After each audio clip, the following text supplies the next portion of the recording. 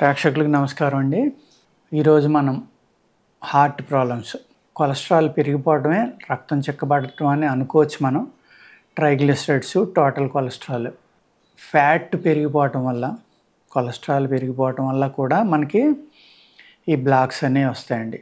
క్లాట్లు, బ్లాక్లు రెండు రకాలు అన్నమాట. ఈ స్లోగా పెరిగిపోయి కనుక 70, 80, 90 అలా వెళ్ళిపోయింది అనుకోండి, హార్ట్ స్ట్రోక్ వచ్చే రిస్క్ అనేది పెరిగిపోతూ ఉంటుంది అనమాట. కొలెస్ట్రాల్ వల్ల వస్తాయి, అట్ ద సేమ్ టైం మామూలుగానే వస్తాయి. మాస్ బ్లాక్స్ ఉంటాయండి, కాల్షియం బ్లాక్లు ఎక్కువ ఉంటాయి అందరికీ సాధారణంగా.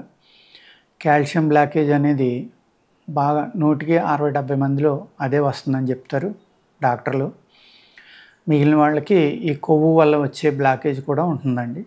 ఇప్పుడు కరోనా వచ్చి వెళ్ళిన తర్వాత ఏమవుతుందంటేనండి, లంగ్స్, ఊపిరితిత్తులు ఏవైతే ఉన్నాయో ఆ ఊపిరితిత్తుల యొక్క పనితనం తగ్గింది. అంటే అవి వర్క్, ఊపిరితిత్తులు ఆటోమేటిక్గా వీక్ అయిపోయినాయి అనమాట. ఈ లంగ్స్ వీక్ అవ్వడం వల్ల ఏమవుతుందంటే, మన బాడీలో ప్రవహించే ఆక్సిజన్ ఏదైతే ఉందో అన్ని అవయవాలకి అందవలసిన ఆక్సిజన్, దాని యొక్క ఫ్లో తగ్గిపోతుందండి.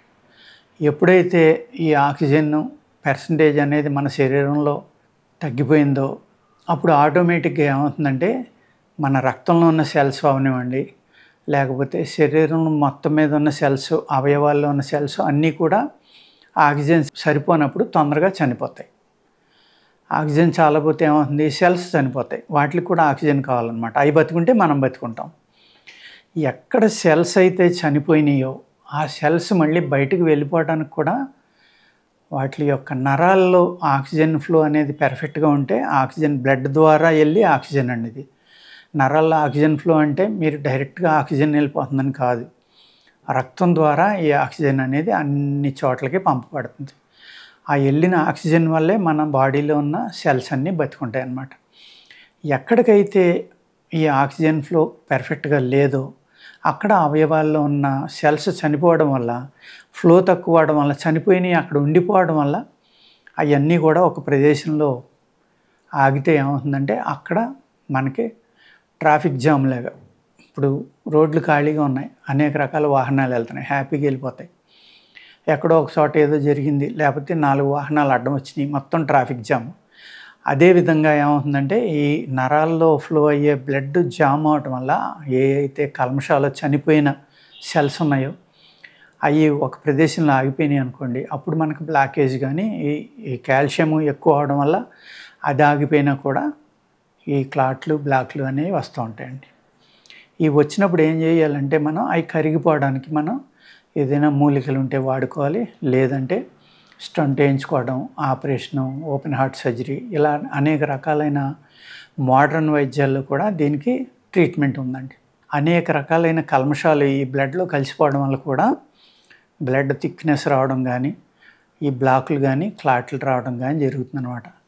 అందుకేం చేయాలండి, మనం ఎప్పుడూ కూడా రక్తాన్ని పలచగా ఉండేలాగా, రక్తం శుద్ధి అయ్యేలాగా, రక్త శుద్ధికి మంచి మంచి మందులు ఉంటే, న్యాచురల్ మూలికలు కానీ వాటిని వాడుకోవాలండి.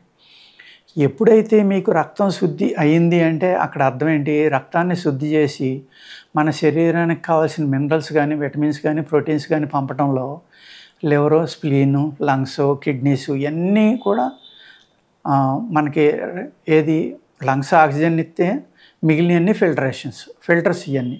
ఈ ఫిల్టర్స్ అనేవి ఇంపార్టెంట్ కాబట్టి, ఈ ఏదైతే వడపోయటానికి అవయవాలు ఉన్నాయో, అంటే రక్తం కానీ ఇంకోటి కానీ అన్నిటిలో, ఏ ఫ్లూయిడ్స్ అన్నిటిలో ఉన్న ఈ కల్మషం, అంటే విషం అంటాం, టాక్సిన్స్ అంటాం మనం, వీటిని పర్ఫెక్ట్గా ఫిల్టరేషన్ చేసి వడపోసి మన శరీరానికి ఏ అవసరమో అయ్యే మనం రక్తం ద్వారా బాడీకి అంతా అందిస్తున్నాయనుకోండి, ఈ ఫిల్టరేషన్ చేసి అవయవాలన్నీ మనకి హార్ట్ అటాక్ రాదు, ప్రాబ్లమ్స్ రావు.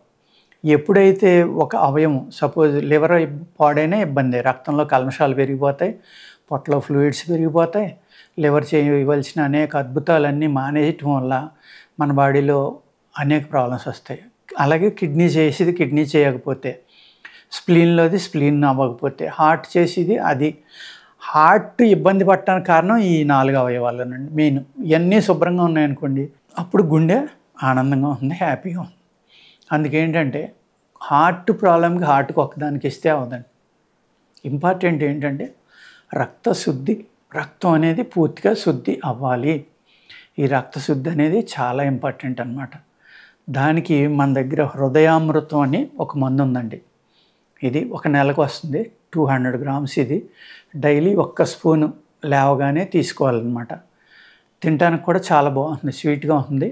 వాటర్ ఏమీ కలపక్కల, నోట్లో పోసుకోవడం, చప్పలించడం అంతే. అర్థమైంది కదండి. దీనిని వాడుకోవడం వల్ల అనేక రకాలైన గుండె వ్యాధుల నుంచి మీరు ఉపశమనం పొందొచ్చు.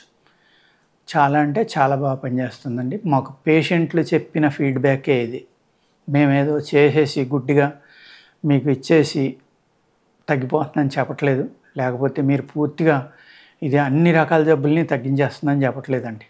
మెయిన్ దీనివల్ల ఏంటంటే మీ గుండె దడ తగ్గుతుంది, గుండె నీరసం తగ్గుతుంది, రక్తశుద్ధి అవుతుంది. ఈ 3 అయ్యేసరికి ఏంటంటే మీ హృదయం అంటే మీ గుండె ఎప్పుడైతే హ్యాపీగా ఉందో మీ ఆరోగ్యం కూడా బాగుంటుందండి.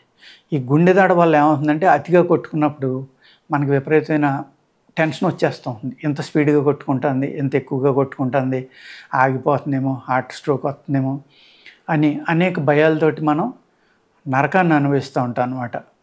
దానికి చక్కని ఉపశమనం ఇవ్వటానికి మా హృదయామృతం అనే ఈ సిరప్ అండి. ఇది ఈ సిరప్ని మీరు చక్కగా వాడుకోవచ్చు. వాడుకుని మీరు అయితే గుండె దడ, గుండె నీరసం, రక్తశుద్ధి ఇటువంటి వాటికి మంచి ఉపశమనం కావాలంటే ఈ హృదయామృతం అనేది వాడుకోండి. ఓకేనండి, నమస్కారం.